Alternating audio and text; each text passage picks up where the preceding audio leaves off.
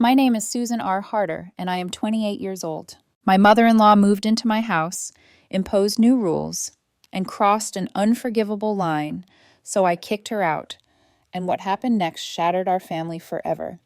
If you've ever met someone who decides they hate you before you even say a word, then you already understand the kind of air I'm talking about. That cold, invisible pressure that makes your skin prickle the second you step into a room. That's Linda, 53, my husband's mother. The woman who looked at me once and decided I was wrong for her son. Looking back, I should have run the first time I felt it, that sharp little warning in my chest when Ryan brought me to her house for the first meeting. But I didn't. I stayed. I played nice. I smiled until my cheeks ached. I kept telling myself love meant trying, even when the trying was one-sided. Now I'm here to tell you how far Linda went to make my life miserable and how I made sure she never got the chance to do it again. Ryan and I met in college. He was the charming, all-American kind of guy with an easy laugh and kind eyes, the type who could make a crowded room feel calmer just by being in it. I was the girl who could hold her own in any debate, the one professors remembered, because I asked questions that made people uncomfortable in the best way. We clicked instantly. It wasn't dramatic or messy at first. It was easy, the kind of connection that feels like relief. When he told me it was time to meet his mom, I was nervous but hopeful. I'd heard about the small town upbringing, the church community, the way his family did things, but I naively believed they'd see me for who I was, a hardworking woman who loved their son. I walked into Linda's house believing kindness would be enough. I was wrong. From the moment I stepped through her doorway, Linda was polite, but it was that frosty, fake polite where every word feels like a test. Her smile was tight, like it hurt her face to make it. "Oh, you're Susan," she said, pausing just long enough to make it sound like a surprise Ryan hadn't prepared her for. "Ryan told me a bit about you." A bit felt like code for everything I don't like about you. I smiled anyway. I offered my hand. I complimented the house. I did the little dance women do when they're trying to earn approval from someone who's already decided they won't give it. Dinner that night felt like a romantic comedy scene written by someone who hated women. Linda grilled me with questions that sounded innocent if you didn't listen closely. "So, where are you from?" she asked. Like she wasn't asking about geography, she was asking about belonging. "What do your parents do?" When I told her they owned a small business, she tilted her head and said, "That must be nice," in a tone that made it sound like a suspicion. Then she asked if I planned to visit back home often, and when I said I was born here, that my family had been here for generations, she nodded like she hadn't heard me at all. Then came the food comments. Linda served a bland roast with mashed potatoes and boiled green beans, the kind of plate that looked like it had been drained of color on purpose. I reached for the salt, trying to be discreet, and Linda's face fell like I'd slapped her. "Is it not flavorful enough for you?" she asked, voice dripping with passive aggression. Ryan jumped in immediately, trying to smooth it over. "Mom, Susan's just used to different kinds of food. She's not criticizing." Linda didn't look at him. She looked at me, eyes bright with that calm cruelty that never raises its voice. Then she turned to Ryan and said, "You used to love this meal when Becky made it for you." I froze. "Who's Becky?" I asked, keeping my voice light, because that's what you do when you don't want to give someone the satisfaction of seeing you bleed. Linda's mouth curved into something that wasn't quite a smile. "Oh," she said, like she'd forgotten to mention a whole person. Becky was Ryan's high school sweetheart. Sweet girl, blonde, bubbly, everyone loved her. Ryan's jaw tightened. "Mom." But Linda had already planted the name in the room like a thorn. And that was the thing I didn't understand yet. Linda wasn't bringing up Becky because Becky mattered. Linda was bringing up Becky because I did.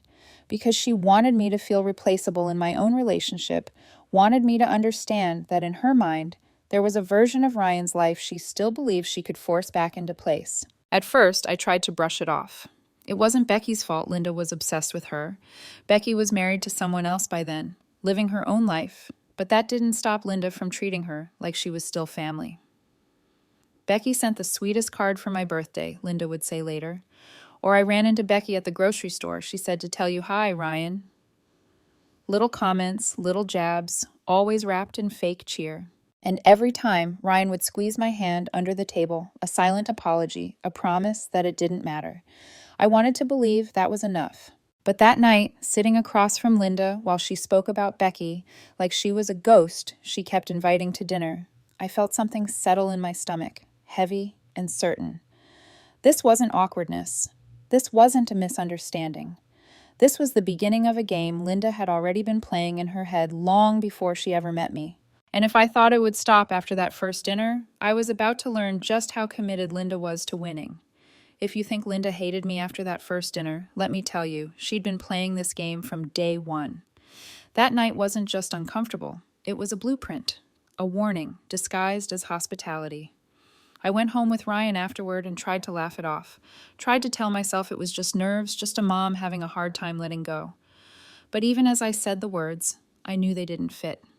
Linda wasn't struggling. She was measuring, testing, deciding how much control she could keep. And Becky was her favorite tool. It started small, the way poison does. Linda would bring Becky up in casual conversation like she was talking about the weather. "Becky just sent the sweetest card for my birthday," she'd say to Ryan, eyes on me to see if I flinched. Or "I ran into Becky at the grocery store. She said to tell you hi, Ryan." Like she was delivering a message from royalty. I kept telling myself it didn't matter because Becky was married, because this was just Linda clinging to the past, because Ryan loved me. But after a while, it became impossible to ignore the pattern. Linda wasn't reminiscing, she was comparing. The first real boundary she crossed happened when Ryan and I were engaged.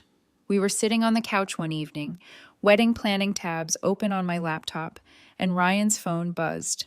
He glanced at it, frowned, then shrugged like it was nothing. Becky. The name on the screen looked too familiar, too rehearsed. The message was innocent enough. She said she needed advice about a work project, asked if he could look at something. Ryan didn't think much of it. He even laughed and said it was random. But I knew Linda. A week later, over dinner, Linda casually dropped it like she was talking about passing the salt. "Oh, I gave Becky your number, Ryan. She said she needed help, and I figured you wouldn't mind." I felt my stomach drop. Linda blinked at me like I was the unreasonable one. "What's the big deal? Becky's practically family." "She's not family," Ryan said firmly, and for the first time I heard a tone in his voice that had edges. "And you don't get to make decisions like that without asking me or Susan." Linda huffed and changed the subject, but the damage was done. It wasn't just about Becky texting him. It was about Linda proving she could reach into our relationship and rearrange things whenever she wanted. It was about control. Linda couldn't stand the idea that Ryan was choosing me over the life she'd imagined for him. The picture she kept in her head, where she got to approve every detail. When Ryan proposed, Linda didn't even pretend to be happy. She didn't call to congratulate us. She didn't ask about the ring. She didn't offer to help with the wedding. She just went quiet in the loudest way possible, sulking for weeks and avoiding his calls. When she finally did speak to him, she tried to talk him out of marrying me like she was offering wise advice. "You're rushing into this," she said. "Marriage is a big step. Are you sure you've thought it through?" Ryan didn't blink. "Mom, I love Susan. We're getting married. You can either be part of it or you can sit this one out." Linda showed up to our engagement party late, dressed in black. Not a simple black dress, an outfit that looked like she was attending a funeral for the life she wanted. She spent the entire evening talking to her cousins about how different the wedding was going to be, how complicated it would be to marry someone from such a different culture, how she just hoped Ryan knew what he was doing. I overheard it and felt my cheeks burn, but I didn't say anything. I didn't want to give her a scene she could twist into proof that I was the problem.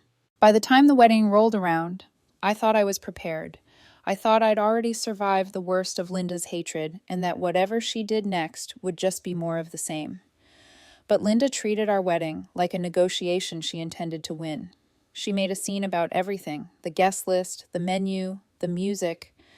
She asked Ryan if we really needed Indian food at the reception, if we couldn't do something neutral like steak and potatoes. Neutral. Like my culture was a spice that could be removed so the meal would taste acceptable to her. Ryan shut it down every time. "Mom, this is Susan's wedding too. We're having Indian food. That's final." On the day of the wedding, Linda tried to outdo me by wearing an elaborate black gown that looked more suited for a Hollywood premiere than a family celebration. She refused to smile in photos, barely spoke to my parents, left the reception early without saying goodbye. She didn't cry. She didn't argue. She just made sure her absence felt like a punishment. It hurt more than I wanted to admit. Not because I needed her approval, but because I kept hoping she'd at least act like Ryan's happiness mattered. But Ryan took my hands that night, looked me in the eye, and told me none of it changed what we were building. I believed him. I had to. Because the alternative was acknowledging that this woman would keep trying to poison every milestone we touched. Fast forward 3 years, and I thought we'd moved past the worst of it. Linda still made passive-aggressive comments when she visited, but Ryan and I learned to tune her out. We were happy in our little home, building a life together, learning what marriage actually meant. And then Linda's condo HOA drama happened. She called Ryan in tears, saying she needed a place to stay while she sorted things out. She said her neighbors were harassing her, the HOA was unfair, everyone was against her. Ryan, being the kind-hearted man he is, offered to let her move in temporarily. Just until she finds a new place, he promised me. I know it's a lot to ask, but she's my mom.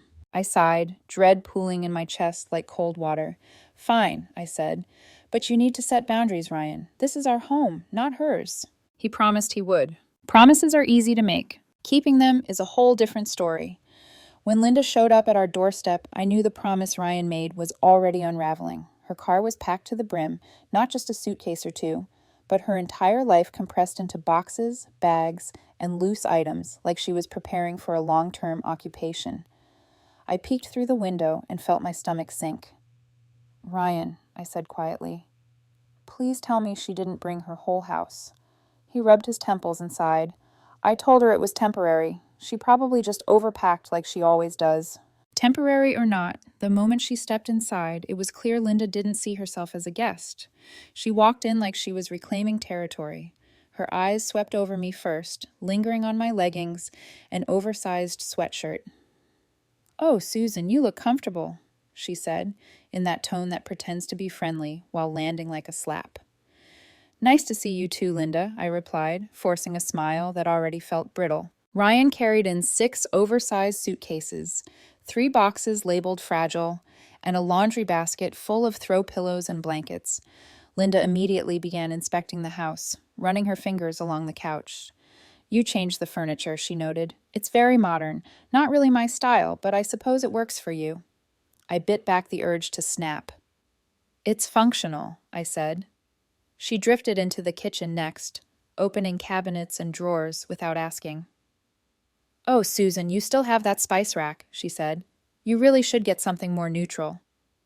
It screams ethnic because it's mine, I muttered under my breath. Ryan shot me an apologetic look. Linda didn't notice. She was already rearranging my shelves. The guest room we prepared was small but cozy, fresh linens, a desk by the window. When I showed it to her, she wrinkled her nose. This is it? She asked. Yes, I said evenly. This is the guest room. She turned slowly, like she was inspecting a prison cell. It's so compact. Are you sure there's nothing bigger? The office is where we work, I said firmly, and it's smaller. She sighed and dropped onto the bed. I suppose I'll make do, but I'll need a better mattress. This one's far too firm. It's brand new, I said. My patience isn't, she replied, already unpacking. Within hours, Linda transformed the guest room into her own domain. She hung new curtains, replaced the bedding, set up a personal coffee maker. Then she expanded outward. Her cups appeared on our living room table. Her shoes lined the hallway. Her mail spread across the kitchen counter like a claim. One evening, I came downstairs to find her rearranging our bookshelf. She had moved a framed photo of Ryan and me from our wedding day to the back and placed a picture of Ryan and Becky at his high school prom front and center. Linda, what are you doing? I asked, my voice tight. Oh, just tidying, she said sweetly. This picture is so much nicer, don't you think? No, I said, grabbing it and putting it back where it belonged. Our wedding photos stay here. She sighed as if I were being unreasonable. So sensitive? It's just a picture? It's my house, I snapped. The words surprised me with how easily they came out. The kitchen became a battlefield. Cooking has always been my refuge, and Ryan loved my food, but Linda criticized everything. Are you cooking again? She'd say, wrinkling her nose at cumin and coriander. The whole house smells like spices. It smells like dinner, I'd reply, stirring the pot. Maybe open a window, she'd suggest. You don't want those smells clinging to the walls. Ryan stepped in. Mom, Susan's cooking is amazing. If you don't like it, you don't have to eat it. Linda crossed her arms. I'm just saying, Ryan, you've always had a sensitive stomach. I don't, he said. She ignored him and turned to me. Why don't you make something simple? Meatloaf, casserole. Ryan loved those when Becky made them. Becky again. One afternoon while Ryan was out, Linda leaned against the counter as I kneaded dough. I saw Becky the other day, she said casually. She's doing so well, she still thinks about Ryan sometimes. I stopped. What's your point? Nothing, she smiled. Just reminiscing. I turned to face her. Ryan and I are married. Becky is married. She isn't part of his life. Her smile faltered for a second. You're so defensive.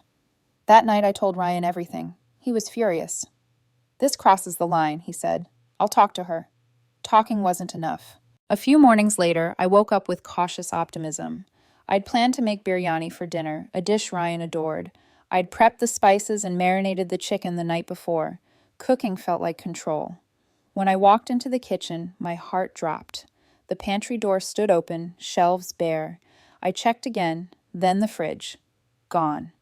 Rice dispenser, lentils, flour, spices, yogurt, vegetables, all gone. Ryan wandered in, half asleep. Morning, where's all the food? Where is it? I asked, my voice shaking. Linda walked in with her coffee. Oh, you noticed, she said brightly. I cleaned out the kitchen. You did what? Ryan asked. All that stuff wasn't suitable, Linda shrugged. Ryan isn't used to eating that kind of food. I threw it out. That was hundreds of dollars, I said. Some of it can't be replaced. Don't be dramatic, she replied. I made a list of what we actually need. Potatoes, soup, real food. I left the house shaking. The grocery store felt like a maze of loss. Many of the items she threw away weren't just groceries. They were pieces of home, care packages from my parents, my mother's handmade spice blends, things that connected me to where I came from. I came back with pasta and canned soup, feeling hollow. Linda didn't even look up. Did you get what you needed? She asked. No, I said. That night, I told Ryan the truth. She has to go. He nodded. I know. I'll call my sister. Mom can stay with her. The next morning, he sat Linda down. I stayed upstairs, hearing fragments. You can't do this. This isn't your house. You need to respect our space. Linda shouted about sacrifice and betrayal. Ryan stayed firm. You're leaving. Linda fumed and slammed doors, but she didn't leave quietly in her heart. And I didn't know yet that the pantry purge wasn't the worst thing she'd do. It was only the prelude. I thought I'd already reached my breaking point after the pantry incident. I thought nothing Linda did could surprise me anymore. I was wrong. A few evenings later, as I tidied the living room, something felt off in that quiet way your body notices before your brain catches up. The mantel looked wrong. I stood there staring at it, my eyes scanning the familiar arrangement, the framed photos, the candle holders, the small wooden box that sat just slightly to the right. The box was gone. At first, I told myself it had been moved. Maybe Ryan shifted it while cleaning. Maybe Linda had dusted again. I checked the side table, the bookshelf, the drawers beneath the mantel. Nothing. My chest tightened as panic crept in, slow and heavy. Ryan, I called out, my voice already shaking. Where's the box? He came into the room frowning. What box? The one on the mantel, I said, the wooden one. His face drained of color. I don't know. It should be there. That's when Linda walked in, tea in hand, completely unbothered. What's all the fuss? She asked. The box, I said, turning toward her. The one that was on the mantel. Have you seen it? She tilted her head. Oh, that old thing. I thought it was some decorative trinket. I moved it while I was cleaning. Maybe it's in one of the drawers. My heart started pounding so hard I could hear it in my ears. I opened every drawer, every cabinet. I checked the trash, the recycling, the garage. Nothing. Linda, I said, my voice barely holding together, that box isn't decoration. It's my brother's ashes. For a split second, something flickered across her face, then it vanished behind that practiced smile. I don't know what to tell you, Susan. Maybe you misplaced it. You've been so stressed lately. Misplaced it. The words felt obscene. I didn't misplace anything, I said. It was here. Now it's gone. Did you throw it away? Her smile hardened. Why would I do something so horrible? You're being dramatic. That night I didn't sleep. I sat on the couch, wrapped in a blanket that suddenly felt too heavy, staring at the empty space on the mantel like it was a wound. Ryan tried to hold me, tried to reassure me, but nothing he said could touch the fear gnawing at my chest. I knew. I knew she'd done it, and I knew she'd never admit it. The next morning, Ryan confronted her directly. "Mom," he said, his voice shaking with anger, "did you throw away Susan's brother's ashes?" She clutched her chest like she'd been insulted beyond repair. "How dare you accuse me of something so vile? I would never." "Then where is it?" he demanded. "I don't know," she snapped. "Maybe Susan's memory isn't as good as she thinks." That was it. Whatever thin thread of restraint I had left snapped cleanly. That evening, Ryan and I sat at the kitchen table in silence until he finally spoke. "I know she did it," he said. "She'll never admit it, but I know. And I won't let her stay here another day." I didn't argue, I didn't cry, I just nodded. She has to go, now. When Ryan told Linda she needed to leave, she exploded. She accused us of abandoning her, of being ungrateful for everything she'd done for him, of choosing me over his own mother. She dredged up his childhood, her sacrifices, her loneliness. Ryan listened, jaw clenched, and then said quietly, "This isn't about family anymore. It's about respect, and you've shown none." By the end of the week, Linda was gone. The house felt lighter, but the damage remained. Every time I passed the mantel, my chest tightened. Losing my brother Arjun had nearly destroyed me 5 years earlier. That small box was all I had left of him, a piece of home, a piece of my family, entrusted to me with love. And now it was gone, thrown away like trash. Linda moved in with Ryan's sister Lisa. At first we heard nothing. No calls, no texts. Part of me was relieved. I didn't want apologies. I didn't want excuses. I wanted distance. But I also knew Linda too well to believe silence meant remorse. 2 weeks later, my phone rang. It was Lisa. Her voice was tight. "Susan, I need to tell you something."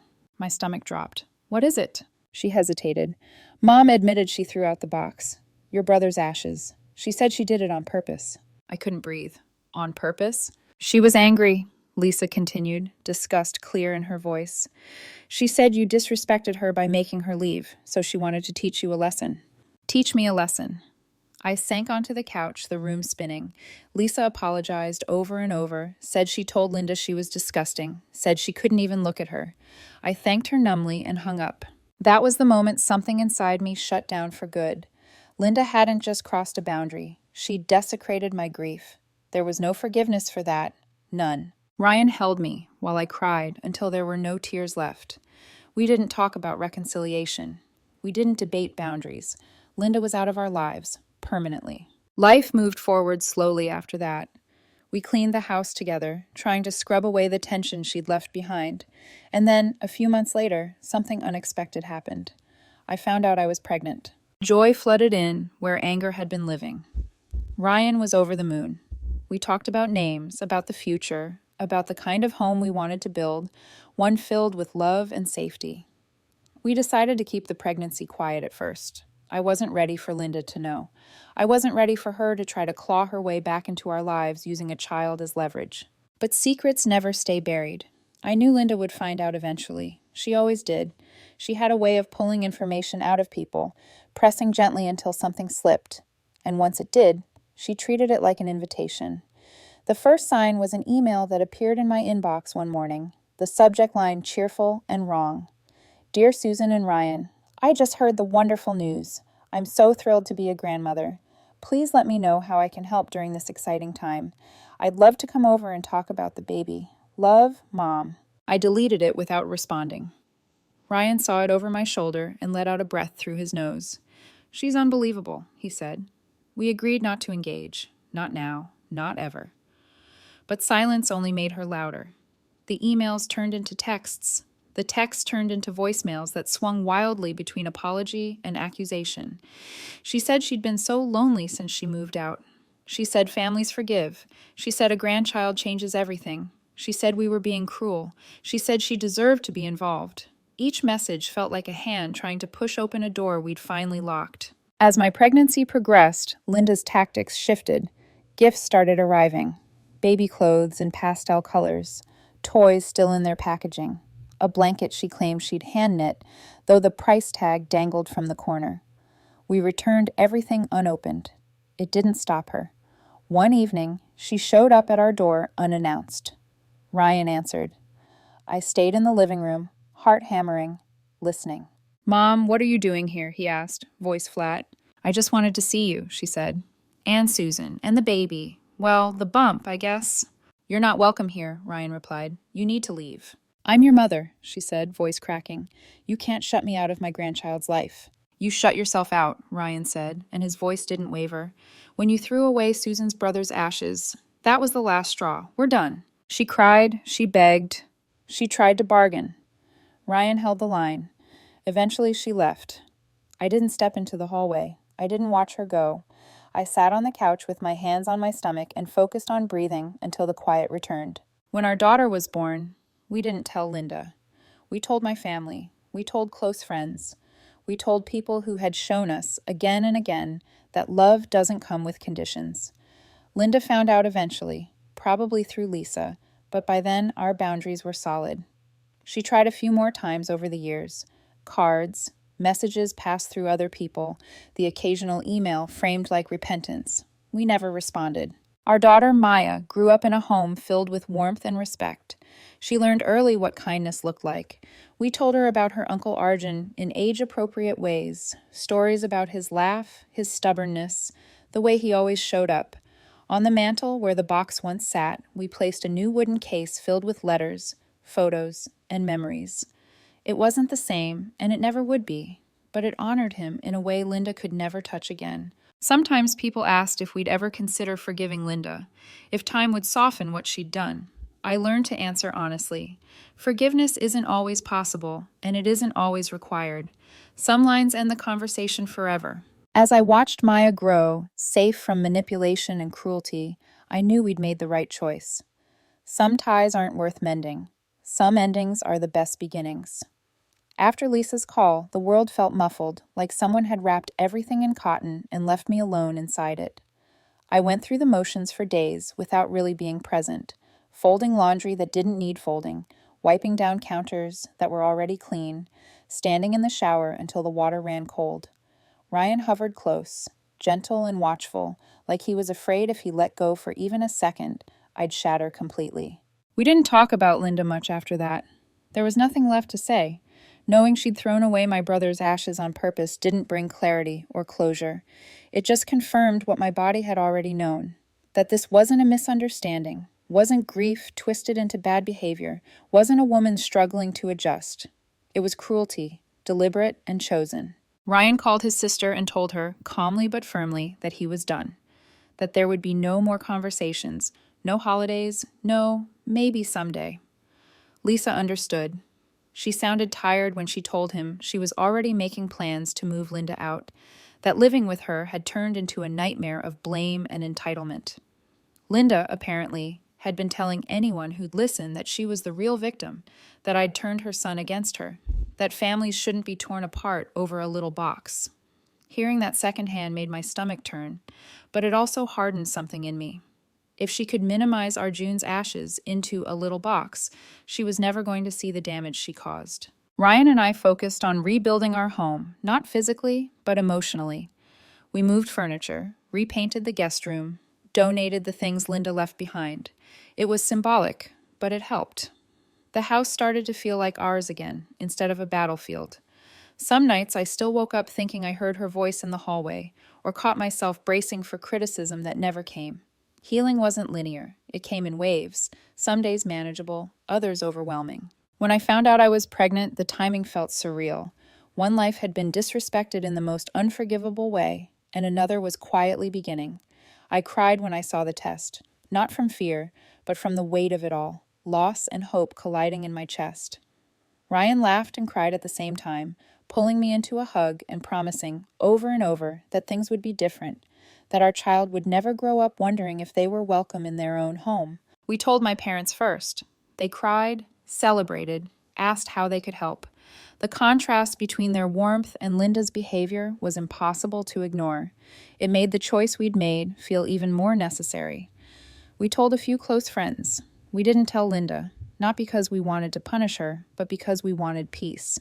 Because she'd proven she would weaponize any opening. Even without direct contact, her presence lingered in small ways. Mutual acquaintances would mention she was having a hard time. Someone suggested maybe becoming a grandmother would soften her. I stopped engaging with those conversations. I learned that explaining myself only reopened wounds. Silence, when chosen, can be a boundary. As my pregnancy progressed, I began to feel something I hadn't expected, a fierce sense of protection, not just for my child, but for myself. I started therapy, unpacking years of microaggressions, guilt, and the pressure to keep the peace at my own expense. I talked about Arjun, about how losing him had shaped me, about how Linda's act felt like losing him all over again. Some sessions left me exhausted. Others left me lighter. All of them reminded me that healing didn't mean forgetting. It meant refusing to let the harm define the rest of my life. By the time my belly began to show, the shock had settled into resolve. Linda was not part of our story anymore, not as a grandmother, not as family, just as a chapter that ended painfully but decisively. And for the first time since she'd walked into my life, I felt grounded enough to believe that ending was final.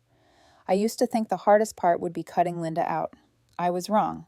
The hardest part was holding that boundary when she tried to come back wearing a softer face, a voice full of apologies that sounded convincing if you didn't remember what they were covering up. She didn't call right away after finding out about the pregnancy. She waited, letting the news settle, letting it grow legs and walk through the family like a rumor with power.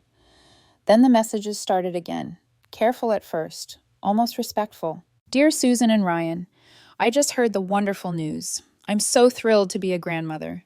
I'd love to come over and talk about the baby. I deleted it without responding. Ryan read it over my shoulder and shook his head like he'd expected nothing else. We didn't argue about it. We didn't debate what it meant. We both knew what it was. An opening she believed she was entitled to. A door she thought a baby could unlock. When silence didn't work, she tried sentiment. She sent texts about how lonely she'd been, about how time changes people, about how holding on to anger only hurts everyone involved. She left voicemails where her voice cracked at just the right moments, saying she'd made mistakes, saying she just wanted a chance to do better, saying she deserved to be part of her grandchild's life. Each message ended the same way, with a question that wasn't really a question. Can we move past this for the baby? The baby, always the baby. Like a child was a bargaining chip, a peace offering, a reset button that erased everything she'd done. As my pregnancy progressed, packages began appearing on our doorstep. Boxes of baby clothes in pastel colors, stuffed animals still sealed in plastic, a blanket she claimed she'd hand-knit, though the price tag dangled from the corner like a lie that didn't care if it was caught. We returned everything unopened. No notes, no explanations. The mail carrier probably thought we were heartless. I didn't care. One evening, she showed up unannounced. Ryan answered the door before I could stop him. I stayed in the living room, my hands pressed against my stomach, listening as if distance could protect me. "Mom, what are you doing here?" he asked, his voice flat, controlled. "I just wanted to see you," she said. "And Susan. And the baby. Well, the bump, I guess." "You're not welcome here," Ryan replied. "You need to leave." "I'm your mother," she said, her voice trembling, the performance finally cracking. "You can't shut me out of my grandchild's life." Ryan didn't hesitate. "You shut yourself out when you threw away Susan's brother's ashes. That was the last straw. We're done." She cried. She pleaded. She reminded him of his childhood, of sacrifices, of everything she'd ever done for him. He listened without softening. When she finally left, I didn't step into the hallway. I didn't watch her go. I focused on breathing until the house felt quiet again, the good kind of quiet, the kind that doesn't demand anything from you. When our daughter, Maya, was born, the world narrowed to something small and fierce and beautiful. We didn't tell Linda. We told my family, close friends, people who had shown us what love looks like without conditions. Linda found out eventually, probably through Lisa, but by then our boundaries were solid, reinforced by time and resolve. She sent a card. We didn't open it. She sent another email. We deleted it. She tried once more through a mutual acquaintance. We declined to engage. Maya grew up surrounded by warmth, by laughter, by people who asked permission and meant it.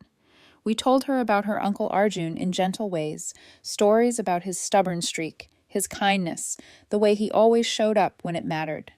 On the mantel where the wooden box once sat, we placed a new case filled with letters, photos, and memories, a living tribute that couldn't be thrown away by anyone who didn't understand its worth. People asked if we'd ever forgive Linda, if time would soften what she did. I learned to answer honestly. Forgiveness isn't always possible, and it isn't always required. Some lines end the conversation forever. Protecting your child sometimes means cutting off the people who would poison the home. As Maya grew, free from manipulation and cruelty, I felt something settle inside me that I hadn't known I was missing. Peace. Not the fragile kind that depends on everyone else behaving, but the sturdy kind that comes from choosing yourself and standing by it. Linda tried to rewrite our story, to paint herself as the victim, to frame our boundaries as cruelty. It didn't matter. The truth was lived every day in our home, in the way Maya laughed without fear, in the way Ryan and I spoke to each other with respect, in the way love filled the spaces Linda once tried to control. Some ties aren't worth mending. Some endings are the best beginnings. And as I watched my daughter grow, safe and whole, I knew with certainty that we'd made the right choice, not out of anger, not out of revenge, but out of love.